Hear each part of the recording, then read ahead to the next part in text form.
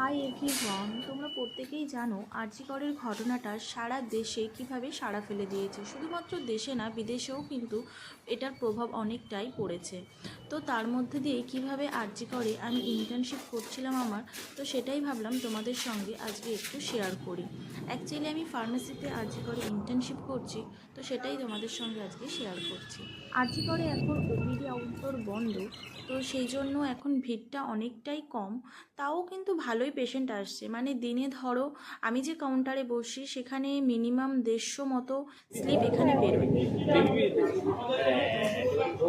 ওটা বলছে প্রেসক্রিপশনে লেখা আছে কিনা ওটা দেখতে হবে।